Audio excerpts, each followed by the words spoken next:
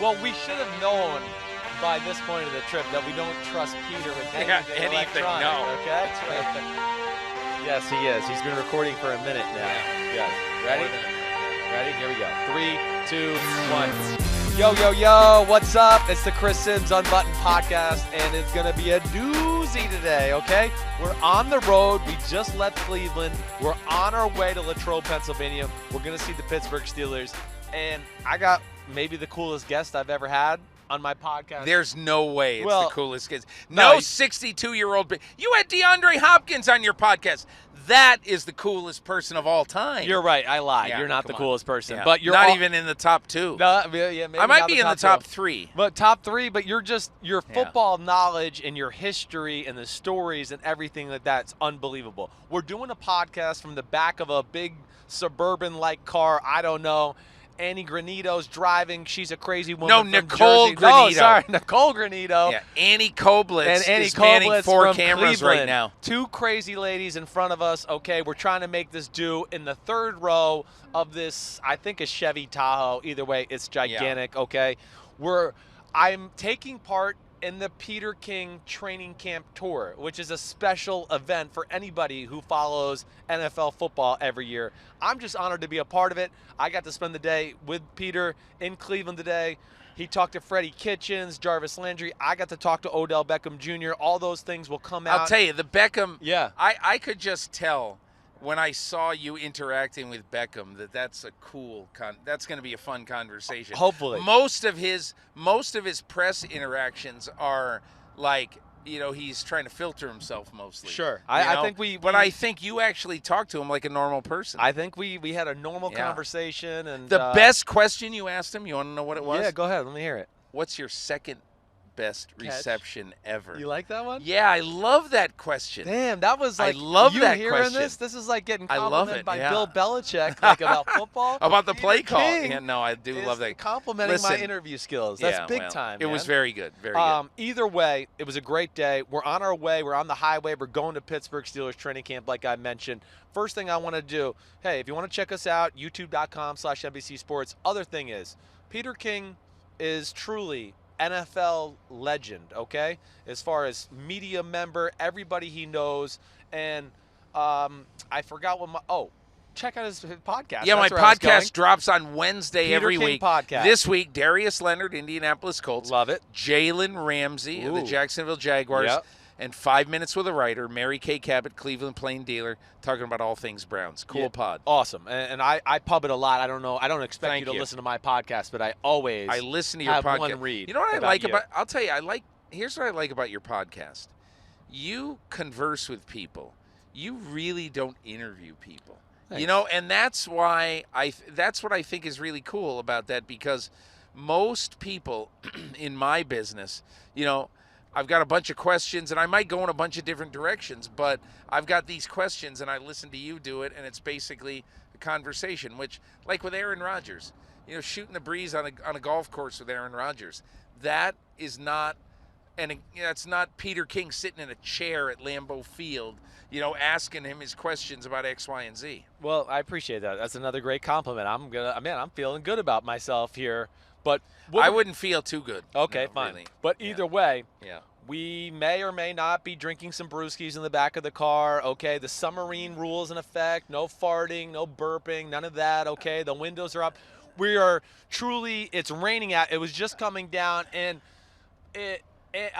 Nicole, who's driving, said, I almost messed up her name again, said, wow, we're driving through a shitstorm. And Peter brought some great insight in saying, man, wouldn't it be amazing to see a shitstorm? And I thought that is very real. Wouldn't it be just interesting? Shit falling out of the sky? Yeah. Whoa, you better have some serious windshield wipers if you're driving in that storm. I'm just telling you.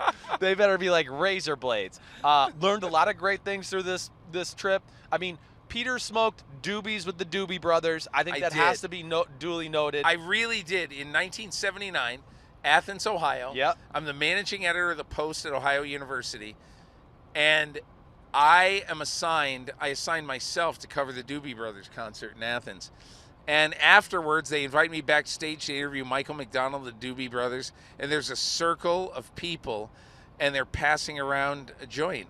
So as Chris Sims noted, and everybody I've told this story to in my life, yes, indeed, I did smoke a doobie with the doobies. That is awesome. And you're not really a doobie smoker. No, I'm just not into. Yeah. I'm not into reefer because Right. I don't know.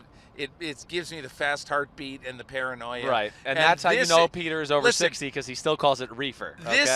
This is really what you learn on the Chris Sims Unbuttoned podcast. Why Peter King doesn't smoke pot. Hey, we need enough, let's get Phil Sims on here. Oh. Phil, why don't you smoke pot, or why do you smoke pot? Let's have his pot history. Phil's like you. He's like you, okay? And just like you, he calls it reefer too. So He sometimes does? I'll be at his house and I'll be smoking on the back porch, and he will literally pop his head out the door and go, "Christopher, what are you doing out here? You smoking that reefer?" And I'm like, "Yes, Dad, I am. Thank you very much. Yes, go I love inside." how he calls you Christopher. Yeah, Christopher. That's what everybody good. in the family calls me. But either way, download the Peter King podcast. Check out this training camp tour. It's unbelievable. Peter gets such great access, has great relationships all over, and that's what we're going to do on this podcast today. I'm going to just pepper questions about him. Good. We're going to go first thought that comes to Peter King's head through the training camp tour, stop by stop. It's been pretty awesome, and that's where we're going to go right now. There are two bits of news in the NFL today, right? Really three I'm going to bring up. One, okay, the first thing is I broke news today. Did you know that? You did? I did. I didn't. What did you say? Well, I found out about Antonio Brown's feet and that he got into a cryotherapy machine without the proper footwear, and that's basically what froze the bottom of his feet. I see. And that's what's what caused happened. The funny photos. Exactly right. So Is it I going to be a big deal? I don't know if it's. They don't seem to be concerned about it right now, but I think. Does any team ever sit up and say, "Oh, we're concerned"? No, you're right. Everybody said, "It's no problem." Yes. Andrew Lucky's got a bad shoulder. Oh, come on, he'll be in there next week. I mean, the whole year goes by and he's never there. yeah, Right. So I wouldn't trust that there's no concern. You're right. Anyway. Oh, and he's going to see foot specialists, so I think you're very true about that. And he's still gathering information, so they're probably a little more The concerned. proverbial gathering information. Then they're letting on. It also means that they're kind of crapping their pants. Yes. That's what it means. That's gathering code word. information. See, this is what you learn from Peter King. Okay, This is why you download the Peter King podcast. He'll tell you all the NFL Tell you lingo all right the there. people in the NFL who are crapping their pants. Yes. Yes, very good. Okay, Ezekiel Elliott today. Yeah. He makes the I'm not playing this year unless I get a new contract. Yeah. You know. Well, honestly, Chris, Go ahead. I never thought he was playing until I he didn't got the either. new contract. I didn't either. So, right. look, one of the problems with having 9,000 people covering the Dallas Cowboys Right. is that if somebody finds out that there's such a proclamation, oh my God, stop the presses. And I'm not, hey, look, if I was covering the Dallas Cowboys, I'd be looking for that too. Sure. Don't get me wrong. I'm not demeaning this. All I'm trying to say is, it's August, whatever it is, 7th, 8th, I don't know what it is, but I've lost track. It's a month away from the start of the season, and I don't give three craps until about 2 weeks before the season. If he's not there then, and there are lines drawn in the sand, and he's not getting it done, then you start to be concerned. But right now, I don't care. Yeah, I'm with you there. I don't think it's a big deal at this point at all. I think Ezekiel Elliott will get in shape. And yeah, he gets there around preseason game 3 or 4, sometime after that. I think all will be well and fine. Now, this is the interesting part. Yeah. Stephen Jones comes out today. I guess is a little bit of a state of the union on the Cowboys and what they're thinking in the contract situation. He kind of makes a comment that Le'Veon Bell reset the market with his new contract, which was a little less money. I believe $10 million less guaranteed money than Todd Gurley got, and certainly less money on an average annual basis. Now, what are your thoughts about that? I'm like kind of still hashing this out in my brain altogether. I don't know if I necessarily agree with Stephen Jones on that comment. I categorically agree with you Stephen do? Jones. Okay. Every contract, you can't throw a contract out. You can't say now that Ezekiel Elliott should make what Le'Veon Bell is making. I'm not saying that, but you can't dismiss it. Okay. Because that is near the top of the running back market. Right. Here's the whole thing, Chris. Yeah. In 2018, there were the fewest rushing attempts in the NFL of any year this century. Yes. Running the football, while really, really important to the Dallas Cowboys, has diminished in importance to the rest of the league. So all I would say about all of this stuff is that it's posturing and all that, but the Dallas Cowboys have much more of a need for Ezekiel Elliott than, let's say, the Los Angeles Chargers have for Melvin Gordon. 100%. Agreed with you there. And I, the point you make about, the NFL is certainly a passing league. I am one, and people who listen to the podcast know that I do think we might see a little bit more balance as we go into the future, because we're seeing teams like the Patriots and the Rams and the Saints who are successful, who are all three are top 6 teams in the NFL and rushing the football, to where I think you're going to see some more of that balance. But I think the point you make is exactly right. The Cowboys were built to run the football, so that's where he has great leverage.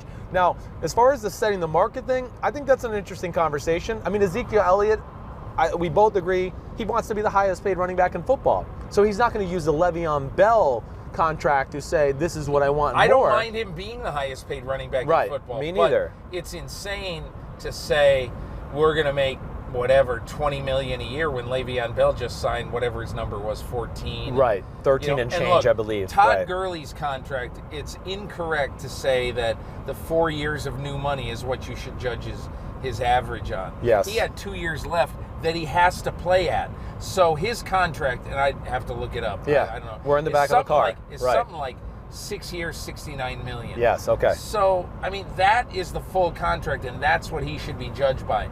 Look, I mean, Ezekiel Elliott, in my opinion, is the most important running back to a team in football. Yes. But that doesn't mean that he should be paid $20 million a year. I don't know what he'll make, but I'm pretty confident they'll get it done. Yeah, I am too. I don't know if I'm confident that it gets done right before week 1. I could envision this maybe being a Emmitt Smith 1993. Oh, we're going to play the Giants week 1.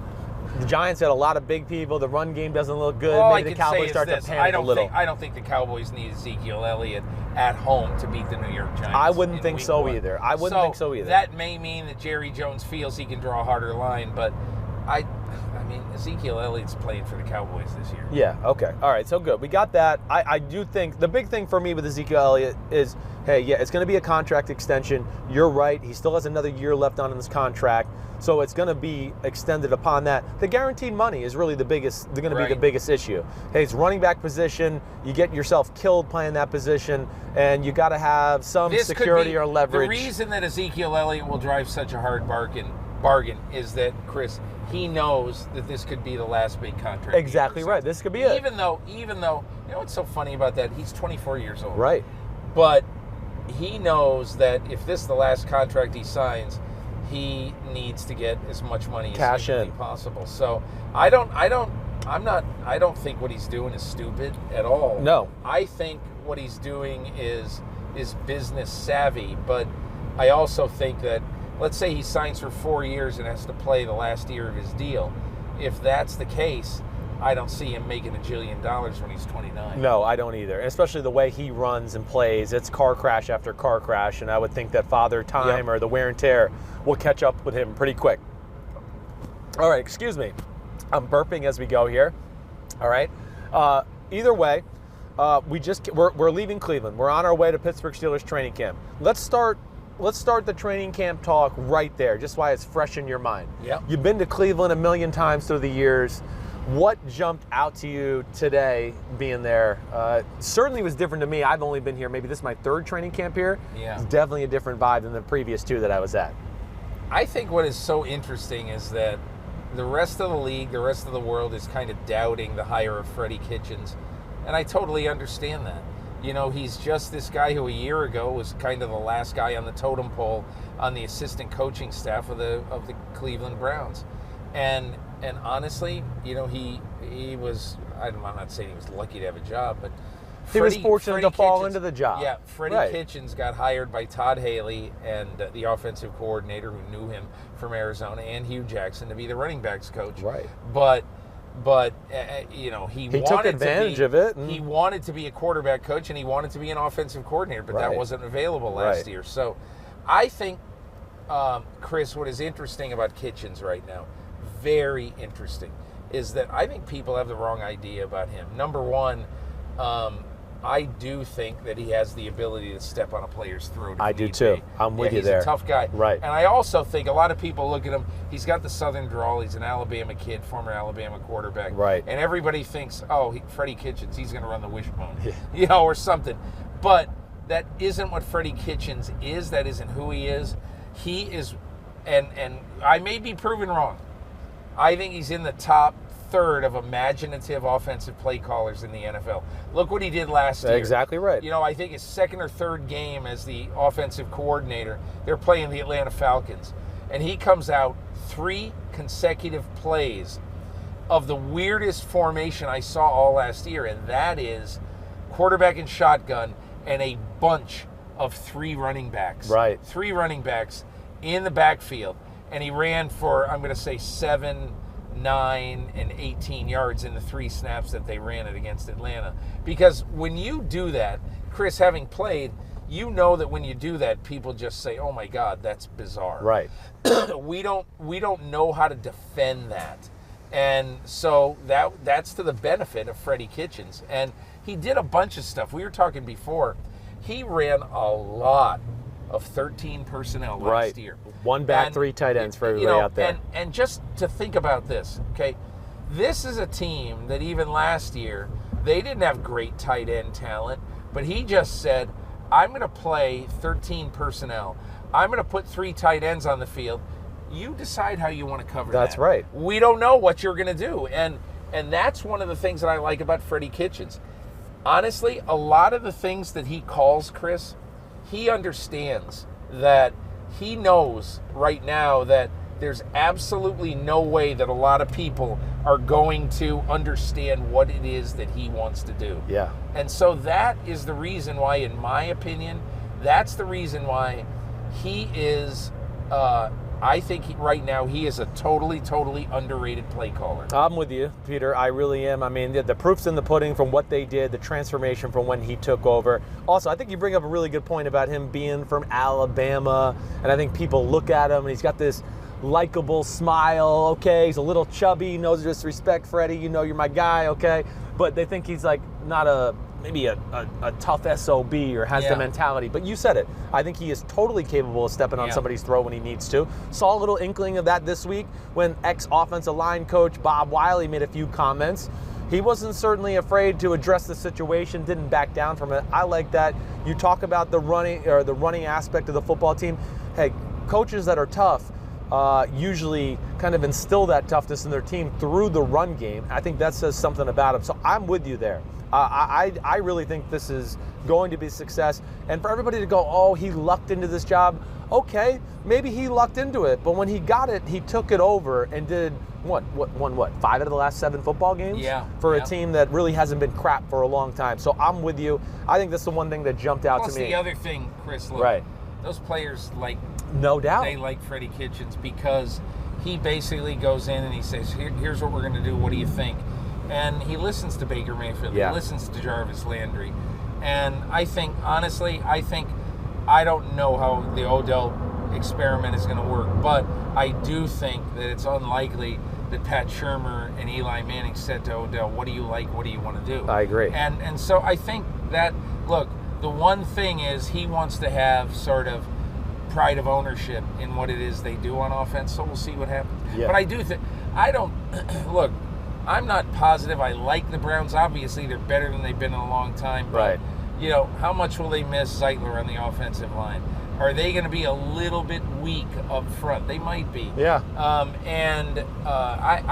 I'm not sure that they have, sort of the defensive impact players all over the board to be a great defense. And especially in the AFC North, you're going to have to win some games 19-13. Yes. And so I still have a lot of questions about the Browns. No question, they're the best they've been in a while, right. But I'm questioning them just like a lot of people are. Yeah, I get that. You're right. They're an unproven commodity, and they're putting a lot of pressure on that defensive line with Olivier Vernon, Sheldon Richardson, Myles Garrett, because, you're right, the linebacking core, certainly not household names. Safety position, not household names. Young corners in Denzel Ward and Greedy Williams. To get And look, I hear nothing but good things about Greedy Williams. Yeah. Obviously, Denzel Ward was a top 5 defensive rookie of the year candidate last year. But, and I like Olivier Vernon. I really do. I think that was a good pickup. But again, that is a classic trade that, okay, the Giants had to have Zeitler. They had to have upgrades on the offensive line. And so did the Browns. The Browns needed another pass rusher, but I'll tell you, did they wound themselves too much in one spot on the field? Yeah, maybe. I know Zeitler he's an alpha, controls the room, one of those guys, so you lose that leadership. But, yeah, we'll see how that all plays out. Either way, we both agree that the aura around Cleveland is different than we've ever seen. Yep. And I got a chance to talk to Odell Beckham Jr. I know you talked to Jarvis Landry. Hopefully that'll be out on the podcast next week. But I can just say, talking to Jarvis and Odell, they seem extremely positive about everything that's going on, the offense, Baker Mayfield. So those are all good signs. All right, let's go on. Let's start back at the start of your training camp tour, Yeah. all right? First stop, Denver Broncos. What's the first thing that pops to your mind when you think about the Broncos? That the greatest thing that John Elway did since he signed Peyton Manning is bring Vic Fangio Okay. on. Because Vic Fangio he's sort of the anti-Vance Joseph. It's not that Vance Joseph is either bad coach, bad guy, but the fact is, he really didn't have a great sense of game management. And he also was not a huge fundamental guy. Vic Fangio has totally emphasized fundamentals. I think right now he's going to make I think Von Miller might get fewer sacks. He might have an 11 or 12 sack season, but he'll be a better football player than he was last year because he's going to be a more complete player than he was last year. Put on weight, wants to be able to take on the run better. And, yeah, he wants to play the run better. And also, it was funny. When I was there, Fangio was talking to me about, I'm a sports writer. Why are you dropping Von Miller into coverage? What's that? And his whole thing is, I want him to be a complete player. Khalil Mack dropped into coverage. Right. So you don't want to have your best pass rusher doing the exact same thing every time. No, you're right. And that's his point. But I guess I would say my biggest question is, I think the offensive line is an issue. Garrett Bowles at left on the left side is a big issue. And plus, when's the last time consistently that Joe Flacco's played great? No, you're a long time. Big questions. Yep. And Drew Luck, the day I was there, he was awful. But so I would just say that I like the path that Denver is on, but I do not believe that path will lead to the postseason this year. Okay. All right. Now, you leave Denver. You made a stop in Las Vegas. I did. You got to see the new stadium. Just real quickly, what was that like? Anything that jumped out to you there? Well, the interesting thing about the stadium is how close to everything in the city it's going to be. Like you could be at, and I don't know Vegas well, but a hotel like the MGM Grand, let's say. Bellagio or whatever, right? You could be at some of the big hotels and take a 15-minute stroll and walk into the stadium wow. there. You're not going to have to – it's not going to be a logistical nightmare. And that's one of the reasons why they wanted the stadium right on the Strip. And, look, the big question that a lot of people are asking is it going to be ready for opening day 2020? Raiders insist yes. We got a tour. The project manager said absolutely unequivocally it's going to be ready. I know What's nothing your gut? about. No, I guess it will be, but yeah. I mean they got a long way to go. That's all I'm saying. So, but I'll tell you what was interesting. Speaking of construction, you look good in a hard hat, by the way. You look good. Thank you. Yeah. They had two shifts. One of them starts at 5:30 a.m. and runs till about 2. Right. And the other one starts at 4:30 p.m. And the funny thing is, but it's 109 degrees in Vegas during the day. Yeah. You cannot pour concrete during the day. The only time you can pour concrete is at night. It's so hot. It's so hot it wouldn't set. It wouldn't set. Yeah. Wow. So anyway, we'll see what happens. It's going to be a beautiful place. The interesting thing that the networks will harp on is in the end zone, there's going to be like a 150-foot torch that is going to a 150-foot stand and then a torch at the top, and that's going to be the Al Davis Memorial Torch. That's how they're going to honor Al. All right, that's cool. Yep. You okay up there? We good? Yeah. We still good? All right, just wanted to make sure. I'm checking out the girls. You're going to light us differently? We're getting too dark out here. Us two extremely white people are getting dark in the back of this car. Annie, do you want my phone to use for the thing? Good. All right. Next, you go from Vegas to the Jets, which is another team that seems like it has a completely different positive vibe. Yeah. Here's the thing about the Jets. All right, I fall in love with, or I understand the falling in love with Le'Veon Bell. Yep. I totally get that. But my biggest problem is, their offensive line is not good. Yeah. And Le'Veon Bell goes from Pittsburgh, where he had a top 3 offensive line and maybe the best offensive line coach in Mike Munchak in all of football. Right. So they go from that to the Jets, that is one of the bottom offensive lines. And, I sort of chuckled the other day when they signed Ryan Khalil, formerly of the Panthers. Out of retirement. Yeah, they took him out of retirement. And, the last 2 years, he's not been a good player. No. And especially last year, he was a lower-rated player than the Jets' scheduled starter, Jonathan Harrison. So, anyway, look, it's just a big question mark for you. It's a big question. And, look, I like a lot. I like Le'Veon Bell, and I think he's going to be good. Yeah.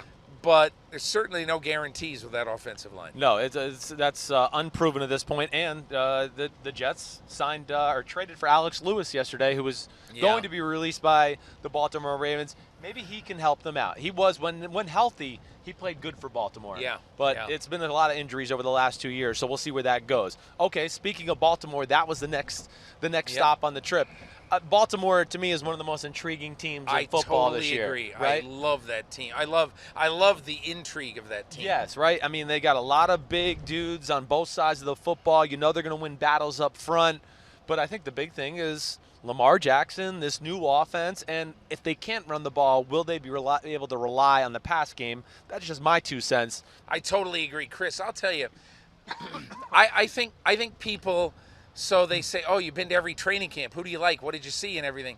Look, especially the way teams practice now, yes, we don't see much at all. No. Okay, even when teams have pads on. But I'm going to say something here. One of the biggest memories of this trip for me so far has been exactly what happened when Lamar Jackson took the ball and he ran out of the pocket. Because remember, last year, he's running the ball 14, 16, 18 times a game. Right. And no one is going to last forever in the NFL like that. So here's what I noticed. Lamar Jackson taking off either to the right or the left and stopping at the line of scrimmage and finding somebody to throw to. Very rarely did he break the plane of the line and keep going. So he attacked the line of scrimmage, drew people up like a basketball point guard almost. Precisely. And then found somebody That's to what throw he was to. doing. Right. My feeling is Lamar Jackson's rushing attempts per game are going to be cut in half. Okay. And if that's the case, the biggest factor in that team is going to be their tight end position, which is strong. Deep, right? And to me, okay, when you look at all the tight ends they have in camp, who they really like, John Harbaugh likes, and their offensive staff really likes, they are going to bring those guys in waves. And my feeling is you're going to see, instead of, the 7-yard sprint out, by Lamar Jackson, he's going to sprint out, draw attention to him, right? Find the tight end and the intermediate receivers and try to get 7 to 12 yards. Okay. All right. So like a little bit like the college play where you see quarterbacks run sometimes. They keep it on the read option and then they throw the bubble screen to the receiver if they're about to get hit. And this is not going to be this way, but remember when Tim Tebow, sure, he would go back and then he'd go toward the line and he'd give them the jump pass. Yeah. That's not this, right? But all I'm saying is the effect is the same. Gotcha. All right, that's a good picture you painted there, right there. All right, next up, the Philadelphia Eagles, where I don't know how you feel about them, but I certainly think they're one of the best teams in the NFC. Also intriguing because of the Nick Foles, Carson Wentz whole situation there. You know what's interesting? There's two. Let's talk quarterbacks. Right. Okay. Yeah. Everybody will laugh at me for saying this. But I firmly believe this. One of the 10 most important players on the Philadelphia Eagles this year is Nate Sudfeld. Oh. And you say, well, what the hell are you talking about? This 7th-round pick from Indiana, whatever. I mean, he's not great. Nick Foles has suffered significant injuries, season-ending Carson injuries. Wentz. Or I'm sorry, Yeah, you're Carson good. Wentz All good. has suffered season-ending injuries each of the last 2 seasons, Right. early in December. Yeah. Okay? So, I will never forget, Chris. You're too young to remember this, obviously, but your father, Yeah. the first 2 or 3 years in the league, Right. people saying, "Oh, Sims is injury prone." You know, Phil Simms playing for the Giants. Yeah. He would get hurt a lot, and Bill Parcells never bought it. I think he was hurt like 4 of the first 5 seasons in the correct. NFL. Yes. And so everybody said, Sims is injury prone. He's not going to be able to last.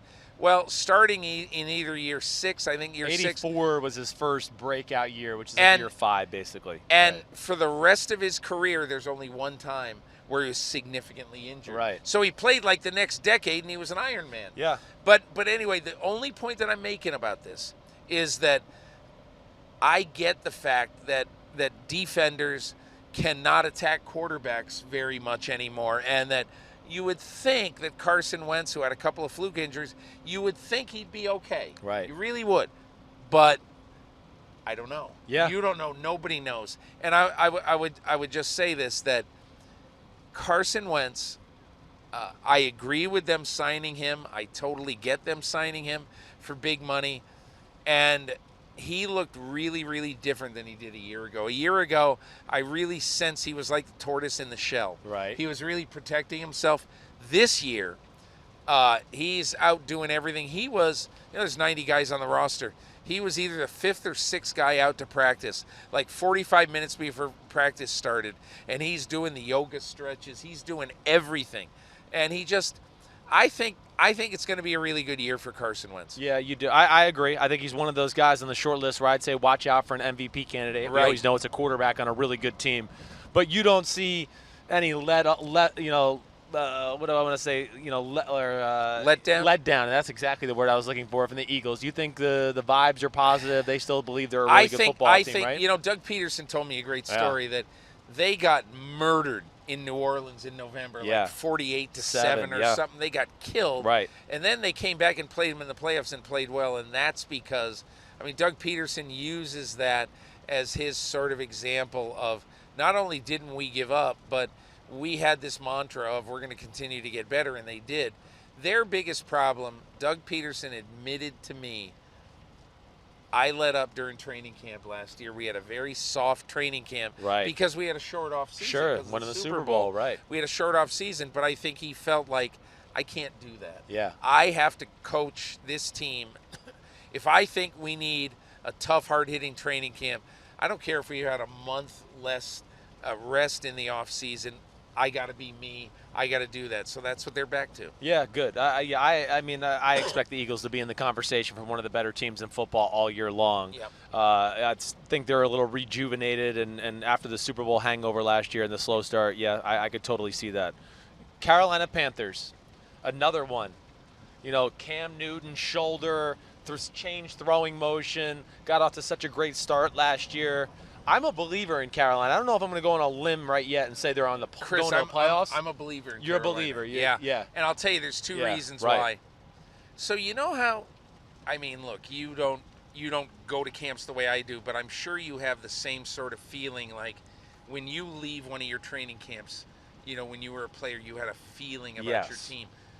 So there's two things I found very interesting.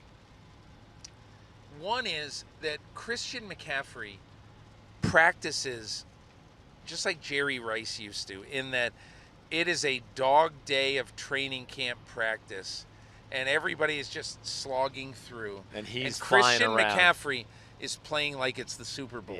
Yeah. That, he fascinates me because he really is, he plays every play like it's his last. Right. And that's the one thing I saw. But here's the other thing I saw. You go out to practice, you look at practice, and you kind of forget in the off season what happened. And then you get the roster and you look, I said, holy crap, I forgot. There's Gerald McCoy. Yeah. And oh my God, there's Dontari Poe. Right. Imagine just casually adding Gerald McCoy and Dontari Poe. It's just, those are two of the 20 best interior defensive linemen in football. Right. So I guess I look at the Panthers as saying they're kind of unexpected. I don't like their secondary. Yeah. I don't love their pass rush right now. Right. But Brian Burns. Right. First round pick from Florida State. Mario Addison. Right. And also Bruce Irvin. Yeah. And so I don't know what to think of their pass rush. Yeah. But There's potential. There's potential. Yeah. I don't like the offensive line. I love Curtis Samuel. And, hey, look, I had a well-publicized interview and conversation with Cam Newton.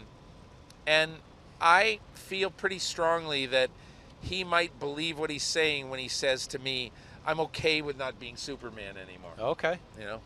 All right. So you think he's going to look to maybe play with a different style? Yes. And I think he's happy. Apart in the pocket? Chris. Yeah. Last year. Right.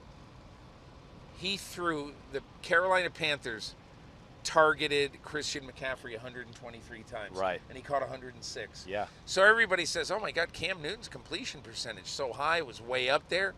And I just say, well, no wonder. He completed 90% of his dump-offs. Yeah, sure. And those count. They do count. Yeah. They do count. And listen, if there was one thing that I would ever be negative about through Cam Newton's career is he is too aggressive. Yeah, sits in the pocket too long, takes sacks that are unnecessary. Yeah. Tries to force a 25-yard laser Right. down the field where you Yeah. go, please throw it underneath to Curtis Samuel. Yes, offensive line concerns real. They got some young guys that they drafted. Hopefully they can contribute.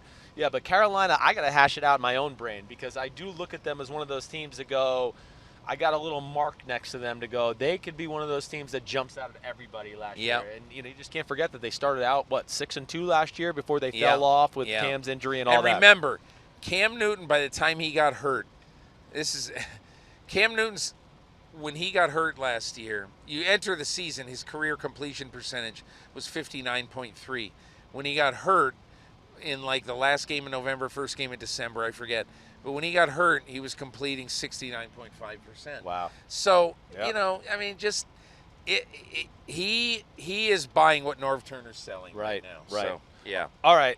Atlanta Falcons. I mean, another team with a ton of top-end talent, some unproven commodities. Dan Quinn is going to go back to calling the defensive plays.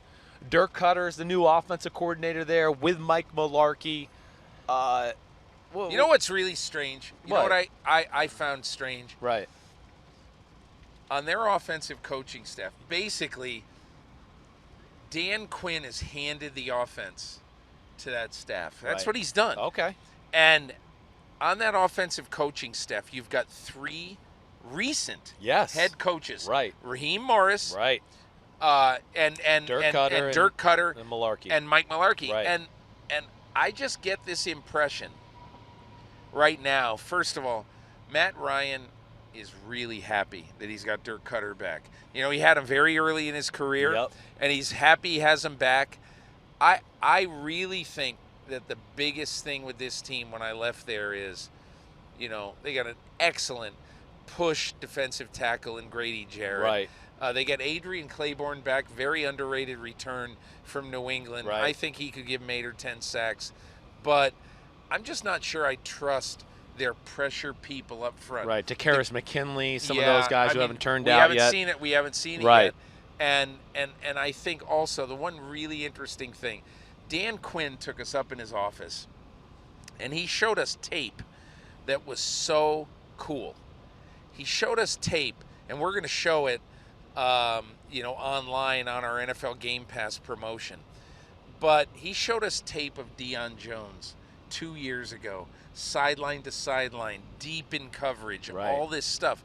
And I just said, my gosh, having Deion Jones back is like getting Bobby Wagner back or from an injury. Question. Or same or defensive Luke scheme. Kuechly, Right. Or Luke Kuechly. Right. I mean, and I think what happened with that team is that they just never learned to play without Deion Jones last year. Suffered a foot injury in the first game of the year against Philadelphia. Lost their Cam Chancellor and Keanu O'Neal last year, too. They were ravaged by injuries. Yeah. So, look, the NFC South is an incredibly interesting division, and I can't predict it.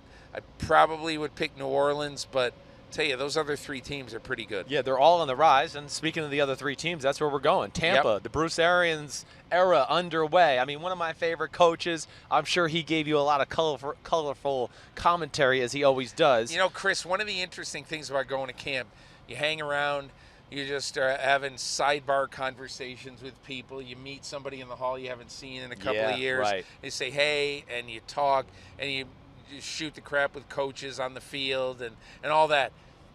But I heard, he said, one of these guys told me, he said, listen, ask Bruce what he said to the coaches in his first coaching staff meeting. Right. So, sitting there in Bruce's office, right. I said, hey, Bruce, what did you say to your coaches in the first meeting? And he said, oh, you mean about the kids? I said, yeah. And he goes, I told my coaches if they ever missed a recital, a football game, any other kid event, and I found out about it, I'd fire them. And so all of a sudden, you know, you talk about Annie and Nicole who we're traveling with. Yeah. I am not Joe, social media, what thing is going to light the media, the world on fire. But we go out of there, and Annie Koblitz, our videographer on this trip, her eyes are like saucers. She's saying, oh, my God, that was really, really good. And she's already envisioning us putting this online and getting X number of hits on Twitter and everything. And I think we ended up, I don't know, 570,000 or whatever. But Bruce Arians is going to say that stuff. He's going to say exactly what he feels. He doesn't care. This is his last shot. He knows.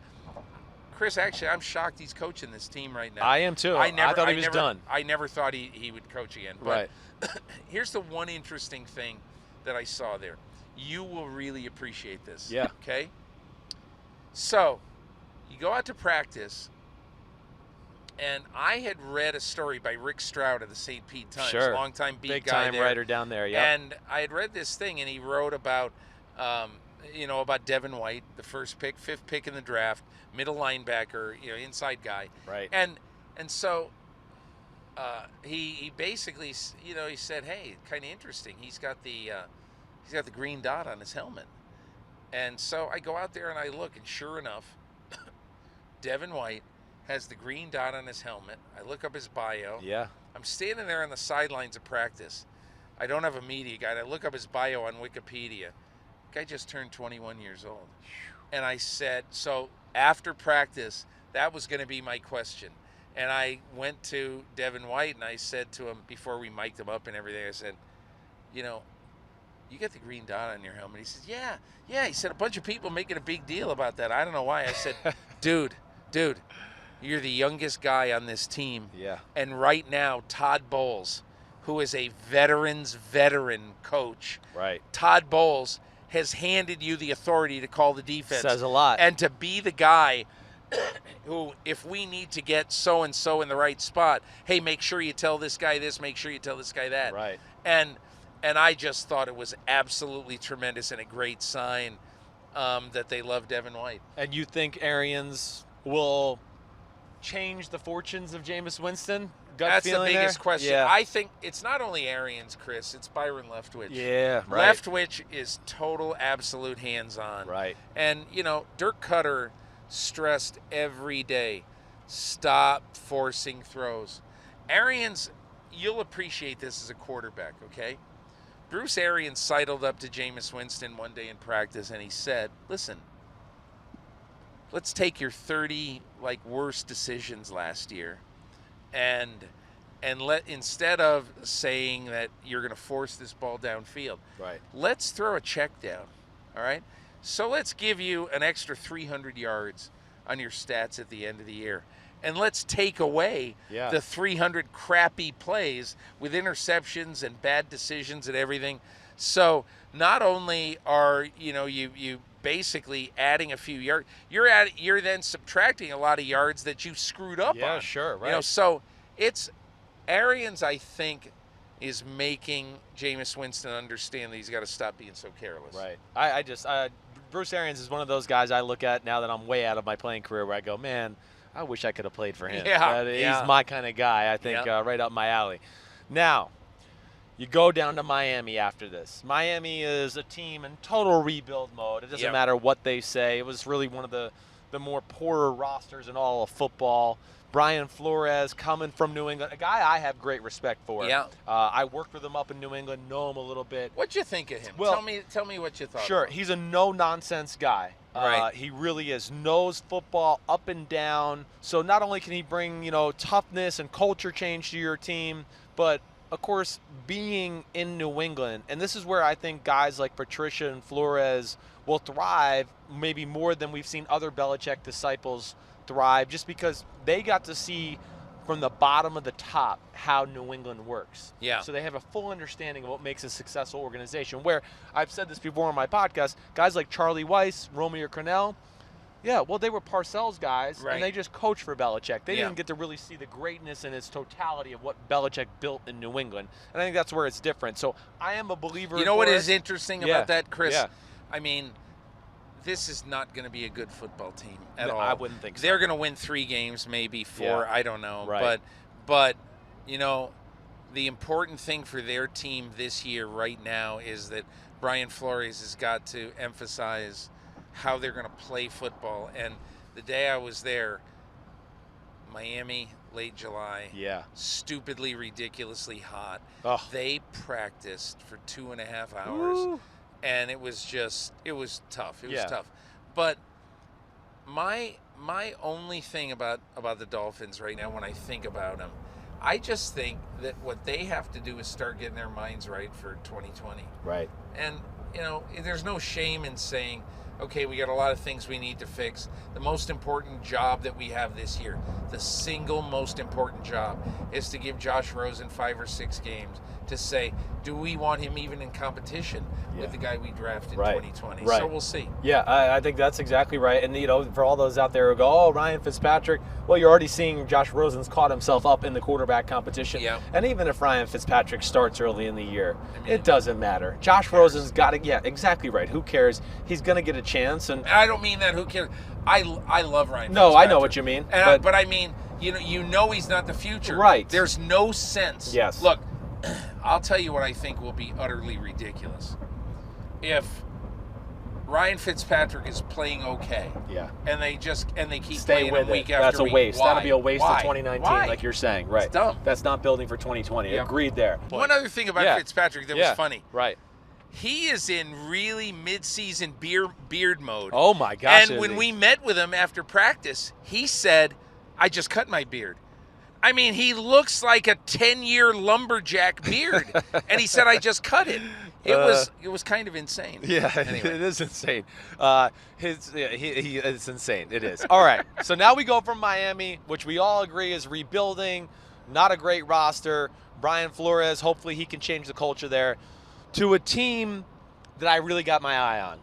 Yeah. The Jacksonville Jaguars, a team that I'm just going to state my thought on them real quick before I get to you.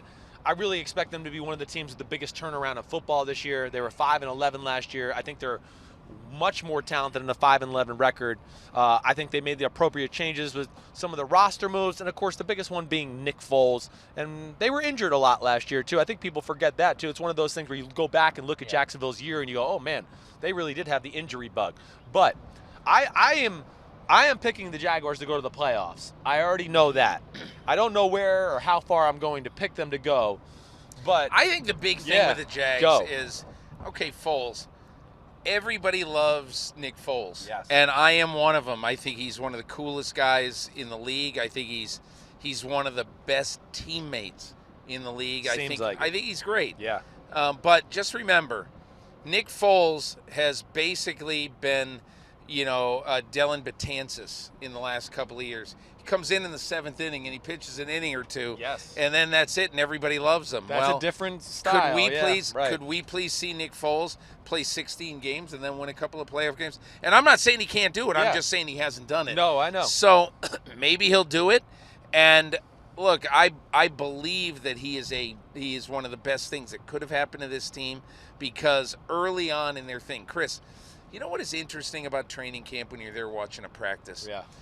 I oftentimes will watch the quarterback and how a new quarterback, how he behaves on the field and everything. And what would happen is that, He would, you would see Nick Foles throw a ball to D.D. Westbrook, let's say, and then after the play, Westbrook comes back to the huddle. This was with rookies, established guys, everybody, and he'd come back to the huddle, and Foles would spend like 40 seconds with him, going over every little nook and cranny of the play, and I just said, that's a veteran move right there. Yeah. That is a veteran move because he wants everybody on his team to know I'm there for you, I'm learning you, and I'm not taking anything for granted. We are doing everything from scratch.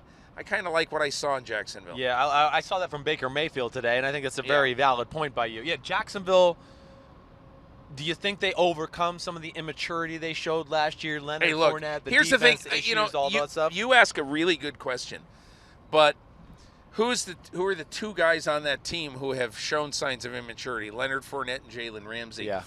But Leonard Fournette, this is it. Right. This is the last chance saloon for Leonard Fournette to get a gigantic contract. Right. And Jalen Ramsey wants really big money. He has to play great this year. Right. Leonard Fournette has to run great, and he's got to basically just shut up. Yeah.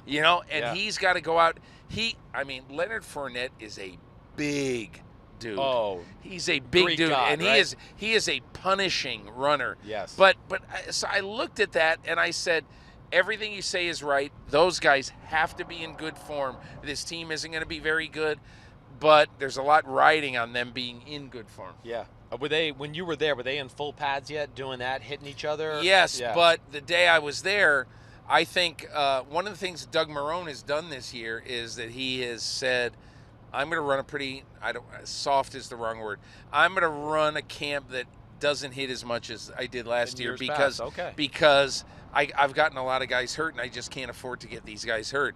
So although they were in pads and it was 9,000 degrees and we felt like we were in the second circle of hell in Jacksonville because it is an unbelievably brutal place. It feels like when you're standing on the sidelines in Jacksonville, and I forget if it was either Annie or Nicole who were with me. They said, it feels like they have stuck us in an oven and put it on the broiler and that we are never going to get out of here for the rest of our lives. And in other words, it's warm. And so, you know what? Calais Campbell came over and did an interview with us, and it was one of the funniest things you've ever seen. Annie puts the little microphone on the outside of his thing, and already he's soaking wet, and so he basically, at one point I looked down, Chris, and I had to move away from him like about a half a foot. He's dripping on Annie? Because I looked down at my beautiful Asics sneakers, and the front of the sneakers are soaking wet because he has dripped Calais Campbell's sweat all over my sneakers. And it wasn't just dripping. It was like a faucet turned on high. Oh, gosh. And that's what it is, the Florida training camp in the summer. Oh, gosh, don't even remind me. I mean, I did it. Orlando, it was torture. I don't even know how I did it. I mean, it is. It's unbelievable training camp down in Florida. All right, so you're expecting a turnaround nonetheless in I like the Jacksonville. Jags. Yeah, no okay, question. you're with me. You're there. Okay. Now, the next one. The New Orleans Saints, Sean Payton. And by the way, Peter King podcast, download that. He's got Jalen Ramsey, as we were just talking about the Jaguars, coming up this week. That's going to be cool. And Darius Leonard, who is a rookie linebacker, all-pro as a rookie. That's insane. I know nothing about him. I'm truly going to just tune in. You need to listen to this because I want to. He is an interesting guy. Right. He's very serious. And he wants to be great. He wants to be what Harry Carson was to the Giants. Okay. Another South Carolina State linebacker. Right. I really, one of the great things, man, I never met Darius Leonard in my life. And we sat there for a half hour and we learned all about his life. Yeah. And I really enjoy that about this time of year. Yeah, all right. That's something to tune into. Now, we go to the New Orleans Saints next. New Orleans, my gut, and I say this on Pro Football Talk with Mike Florio, all that, is that I just think a human letdown is there. I'm not saying they get knocked out of the playoffs. I'm just not sure they're going to be a number 1 or number 2 seed in the NFC this year, I guess is what I'm saying. A lot to overcome the last 2 years, what they've had to deal with, bad calls, Minnesota Miracle, all of that. What was the vibe of Peyton and Drew Brees at training camp? Chris, sometimes I think that stuff about, look, I said this to Cameron Jordan, their great defensive end. I said, not only did you guys have a horrible loss last year, but I said, think about it. The NFL's been alive for like 100 years, and you might have had 2 of the 5 or 6 or 8 worst playoff losses ever. Because the last 2 years, imagine losing the game the way they lost in Minnesota, and then they lose the way they did last year. This team ought to be shriveling up in the corner and going, and calling just for mommy, giving up. Right? But you know what, Chris, you will appreciate this, I think, and I'm just going to bring a very old story to the fore. I will never forget going to Fredonia, New York, after the Buffalo Bills lost their 4th Super Bowl, and everybody and the national media was going to Buffalo camp and painting this picture of these guys who were, who had totally given up on life and all this. And I asked Jim Kelly at that training camp, I said, Jim, do you ever think, man, maybe I should just do something else? I mean, this is so incredibly frustrating. I can't get over the hump. And he looked at me like I had 4 heads. And he basically said, listen, I've been playing football since I was a kid. I will play football till I'm 95 years old if I can. They have to drag me off the field. I love football. And, don't forget, we won the AFC 4 years in a row. Okay, we never got it done. I'm not giving up this thing I love, especially when we win a lot of games every year. I mean, I love doing what I do and all this. And I found it so interesting that a lot of us out here in the world just basically think, oh, my God, if you have horrible losses, you basically put your head in your hands and you don't try anymore. Right. But I'll say this about the Saints. I just think that they have a chance this year to go very, very far, because we all know if you have Drew Brees and Alvin Kamara and Michael Thomas, you are going to average 30 points a game unless quite literally the bus is hijacked on the way to the stadium. Right. And so this is all about the defense. This is all about Marshawn Lattimore being a shutdown guy. This is all about how they can pressure the passer.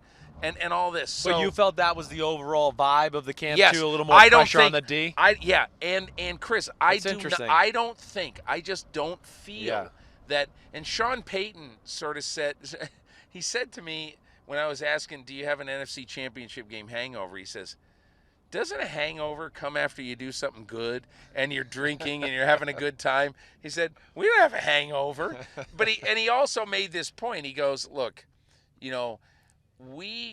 we're doing the thing that we love, and we don't come back with our tails between our legs saying, oh, woe is us. We come back saying, all right, we're going to knock the door down this year. Right. So I don't really think they're going to have that issue, but hey, we'll wait and see. Yeah, they are an extremely resilient bunch, and I think when a lot of people think of the New Orleans Saints, they think, oh, high-flying, throwing the ball over the place, and they're not. They play a game of football that, yes, Drew Brees lights it up, and Sean Payton's amazing, but their physicality first. It's no question. He's from that Bill Parcells school of coaching, and that's one of the things I enjoy watching them do. But it's interesting you say that about the defense, because there was letdown last year. Marshawn Lattimore was not as good last year as he was the year before.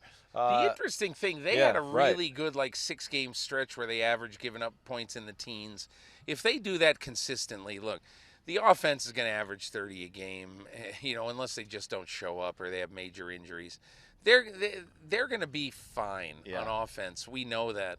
The biggest issue is, can they consistently get pressure on the passer? Can they consistently cover the way they did, in my opinion, more consistently 2 years ago? Yes, right. I hear you. And then they're going to need their first-round pick from 2018, who I'm blanking on his damn name. Sheldon Rankins. No, not Sheldon Rankins. The defense end, Davenport. Oh, yeah, Marcus Davenport. I'm sorry. He battled with some injuries last year. Rankins is going to be coming off an Achilles tendon tear that he got in that NFC divisional playoff game against the Eagles. Yep. Subsequently, him and who was that? Brandon Brooks in 2 consecutive plays went. So, all right.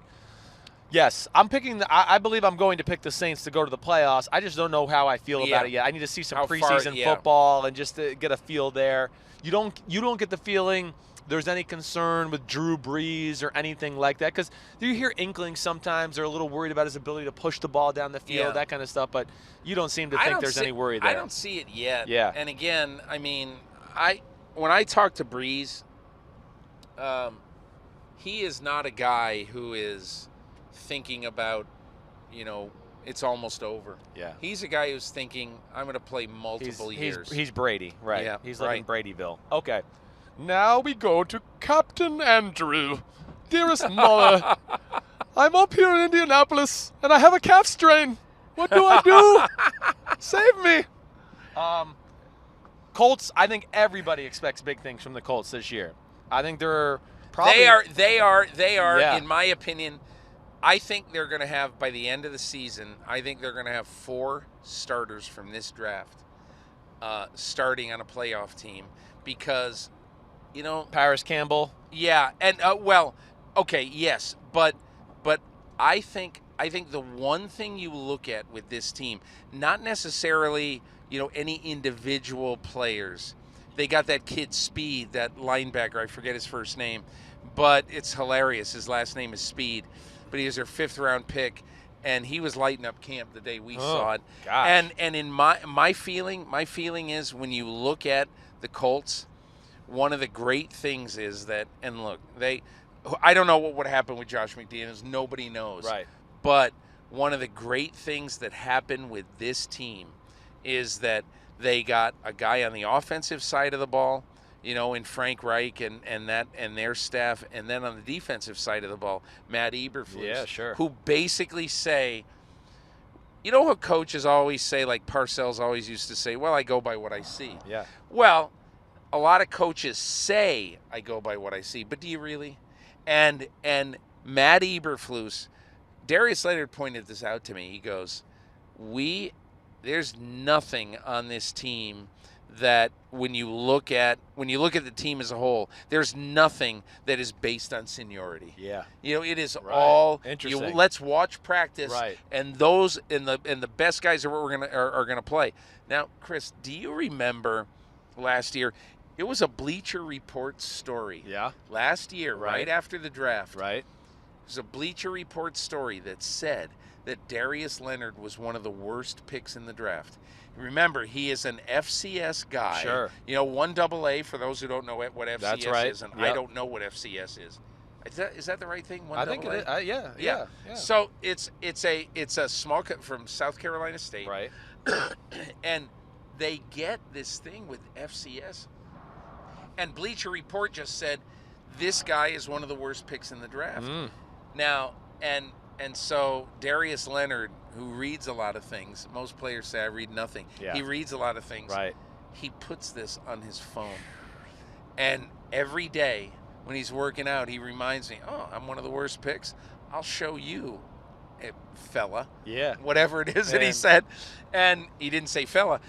He basically went out during the probably course. said fucker. Yeah, he might have. You he fucker. might have said. I don't know what he said, but it wasn't friendly. Yeah. But what I find really interesting is that in the second game of his NFL career, this guy who Bleacher Report called one of the worst picks in the draft had 19 tackles against Washington. He's everywhere. And he's on his way. Right. And so I guess I kind of look at this and I just say, man, we don't know about Andrew Luck's calf. You just assume it's not going to be horrible, but you don't know. No, you don't know. But if Andrew Luck is okay, I happen to think Marlon Mack's one of the most underrated players in football. I hear that. I think he is a good to very good NFL running back. Right. He reminds me a little bit in what people think. Remember what Damian Williams did last year when he went to Kansas City? Yeah. Everybody said, oh, my God, the Chiefs, they can't walk and chew gum anymore without Kareem Mack. And Damian Williams did a good job. In my opinion, I think the running back situation in Indianapolis is going to be okay. I agree with you. Their defense is going to be young and hungry. Right. And I'll tell you one thing. Justin Houston wants to show people he's not done, too. He's not done. Okay. So I kind of love the Colts. Okay. Actually, a lot. So that to me, I love the Colts. Sounds like you're you're thinking Super Bowl-ish. They're in that conversation in your brain. They will be in the conversation. Yeah, okay. You know my 3 teams in the conversation? Go ahead. The AFC? Of course I do. Chiefs, Right. Colts, Pats. Yeah, that's not shocking. I hear you. Those are my 3, and I'm going to pick. I think I'm going to pick one of those 3. Okay, all right. To remind everybody, this is Chris Sims Unbuttoned Podcast. I am here with Peter King. We're just rolling along on I-76 East. We're boring the living crap out of everybody across America because I can't shut up. What are we on right now? 276? What the hell highway are we on? No, we're on the Pennsylvania Turnpike headed Pennsylvania toward Turnpike? Yeah. Okay, Yep. We're headed to Pittsburgh. I didn't know where the hell we are, but good job by you there. Okay, you go to the Colts. Now, after the Colts, you get to go up to watch Green Bay and the Houston Texans. Yeah. On really, which was one of the more one of the most newsworthy days we've had in training camp. That is so one far. of the most interesting days in training camp I've seen in a while. First of all, broken bike, Lonnie Johnson. First of all, I'll tell you what is really interesting. I didn't know this until David Bakhtiari told me. He said, Brian Balaga. We have not practiced against another team in Green Bay since 2005. Mike McCarthy never wanted to do it. He did not. And so they came out, and there's very loud music at Packers practice, and you know that song "Paradise City." Take me down to Paradise City where the grass is green and the girls are pretty. When the Texans walked onto the field in their shiny blue uniforms, dark blue uniforms, and the Packers were already out there, I just said, man, I'll tell you one thing. I want to see J.J. Watt chase Aaron Rodgers. And he did, and evidently he tweaked his groin while he was chasing him. But it was really a cool day to see 2 really good NFL teams practice against each other with some intensity. Yeah, I bet. It's a good change up. And really, this is, I think, I believe the Green Bay went to New England one year with Mike McCarthy and did it up there, but they haven't done it at home since 2005. Right. And this is going to be the wave of the future, these type of practices, don't you think? I mean, because you don't tire people out. I find this interesting. Bill O'Brien was so fired up. We met with him at 6 o'clock in the morning on Monday, and he was so fired up because he said, look, we get to go to a place that is the cradle of football. Yeah. Our players are excited. J.J. Watt, one of the Houston staffers, said, I think J.J. Watt is going to cry today. Because just remember, J.J. Watt is a Wisconsin kid. Boy, and there was one time in his life, in his pro career, when Houston played at Green Bay, and that was one of the years he was hurt. Right. So he's never played a pro football game or practice in Wisconsin and until Monday, and it was kind of a cool thing. But look, as far as Houston goes, I think that, Chris, I mean, I will be surprised if before the season begins if they don't address their offensive line in a major way. Yes. Because I think, and look, I don't know who it's going to be. Is it going to be Trent Williams? I mean, it should be Trent Williams. Right. Of all the teams in football, contending teams that desperately need a better offensive line. Top of the list. They're at the top of the list. Yeah. They are right now. They got the best receiver in football. They got J.J. Watt. They got Whitney Merciless. Right. They will have they will have Clowney back. Right. And obviously Deshaun Watson. They have enough players and people to be really, really good. Right. But they're not going to have that if Watson sacks 65 times. No, exactly right. And they're going to rely on these 2 young guys, Titus Howard, Max Sharping, I believe, is the other guy. Yeah, I know. And you don't know if you can depend on them, especially early on in the day. That's a big question. Yeah. Texans are a big question for me. I don't think they're another team. They were 11-5 last year. They teeter on the playoff conversation for me this year. I don't know what to think of them quite yet. And think about this. Yeah. If I were guessing right now, this is just a guess, I would guess that I would have the Jacksonville Jaguars be the 4th team in that division. Yeah. And that's insane. That's insane. If not them, Tennessee. But that's insane because both of those teams could win 10 games. I know. Every team in that division could win 10 games. It is stacked. So it's a stacked division. When I mentioned that to O'Brien, he goes, oh, you could say that about any division. I said, well, I don't think you can. No, I mean, not to that extent. Yeah, top to bottom, I think that is, it's not necessarily the best division at the top. Right. It's the best division at the bottom. Yeah, that's the best way to say it. You're exactly right. Now, flip side, Green Bay Packers. Yeah. All the changes they've made, of course, LaFleur, Rodgers, everything going there. I don't know how much time you got to spend with them. I got LaFleur for about 20 minutes, and we had a really good conversation about, look, this is just my opinion, and I mean, I'm speaking from just very much outside the fence peering in, because you would know this. Chris, if you go to coach Aaron Rodgers, you do not say to him, okay, yeah, we've been speaking French here for the last 14 years, and now right away, overnight, you got to learn Russian. Yeah, right. They're not going to do that. No. Matt LaFleur is going to basically say to him, look, here's what we want to do. The most important thing, I think, to Matt LaFleur is tempo. He wants to play, not necessarily all the time hurry up. Right. But get up to the line of scrimmage. Let's not sit there and check the 50 different plays and go. Right. Because he wants to put consistent pressure on the defense. So I think the biggest thing to LaFleur is just to play fast. And if Aaron Rodgers wants to change some plays, he'll change them. Yeah. And so I think right now, when I look at that team, I think there isn't going to be the Aaron Rodgers, Matt LaFleur problem that everybody says. I'm with you there as well. I don't think there is either. I think I've been saying this from the start. I think it's actually a great thing that the Audible thing became a public discussion. I think that showed that they were willing to talk about it, work on it. And Chris, I got it. Yeah. You'd love this story. You'd really love this. But when the other day, when Aaron Rodgers passed Matt LaFleur in the hall, right? They were talking about something, and Aaron says, "Hey, you're the boss." And LaFleur said, "Don't say that. I mean, we're in this together. We're this." And LaFleur he is dead different, serious about this. Yeah. He wants Aaron Rodgers to be on the team. To be a part of the team that basically figures all this out. Yeah, he's not looking to be a dictator at this exactly, point. Yeah. Exactly. Yeah. Right. Yep. Yeah, interesting. Green Bay's a team that again, I think Aaron Rodgers is spectacular. I think anybody that listens to me knows that. But I think you like Aaron Rodgers. I do. You have the proverbial man crush on Aaron Rodgers. Exactly right. Yes. I mean, I've had the last 3 weeks. I've got to interview my 2 man crushes really with Rodgers and Odell Beckham Jr. today. Yeah. And I mean, it wouldn't have happened, Odell, without you, I don't think. So you know what? I'll tell you what. You've always liked the younger men.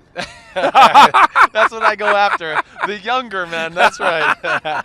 All right. We're on our way to Pittsburgh. Like I said, first off, everybody's got to download the Peter King podcast. You don't have to. No. It's okay. Listen to Chris Sims' podcast, the Unbuttoned podcast. Hopefully it's very they're groovy. listening to this. And you know what? I'll tell you one thing. Maybe one day when Chris grows up, he's going to get a sponsor for the podcast. Maybe. Because you know what I would really like to see you get? What? I'd love to see you get Untuck It. Untuck It? For a sponsor, because you walk around untucked all the time. All the time. Yeah, you're like the man's man in terms of being untucked. I think that's good. Okay. Yeah. I'm hoping we can work something out there. The guy that invented Untuck It actually is from my hometown, so that would Is he really? Quite nicely. Well, let's, you know what, maybe I could get involved and go talk to him, because a lot of times on this trip I've gotten involved in things that I have nothing to do with, and certainly nothing positive to do with. But anyway. Well, yeah, you were great, especially with Annie, too. Annie and her family, all the questions you asked today at dinner was awesome. Loved it. But either way, we have had a blast.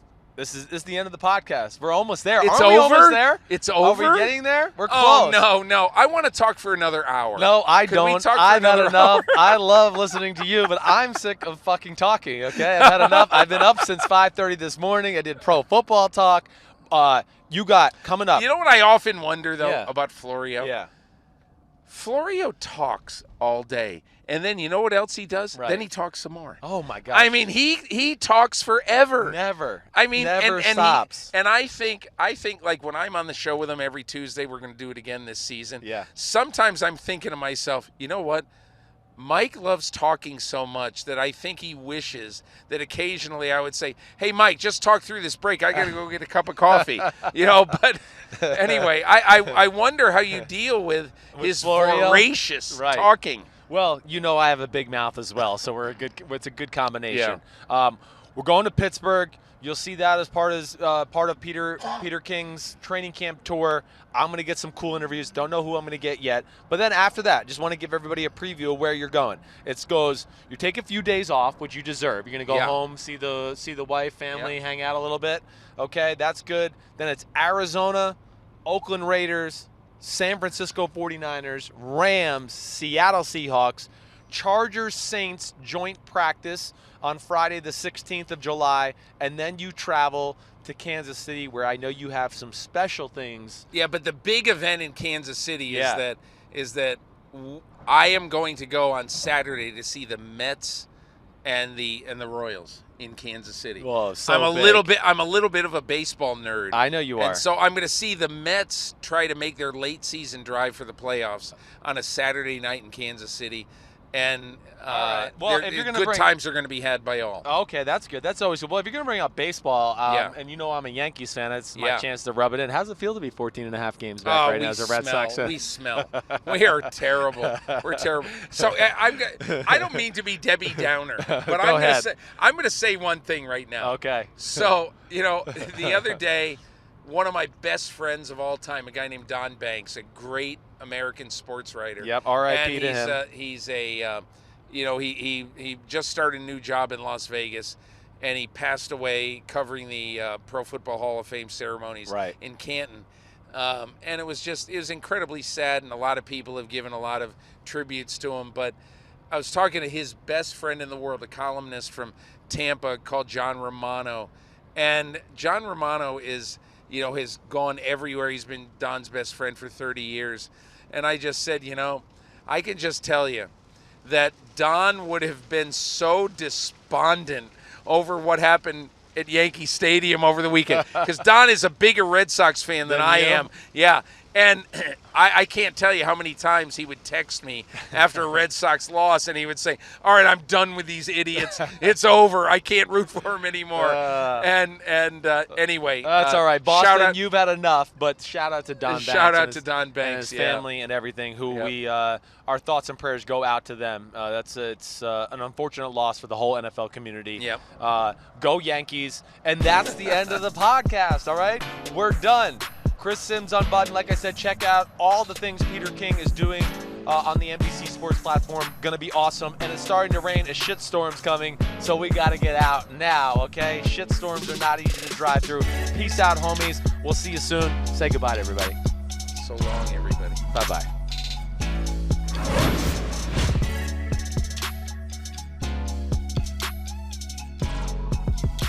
Yo, what's up? Come on, man. Subscribe on YouTube to Chris Sims Unbuttoned Podcast. I need you. Please hit the subscribe button, please.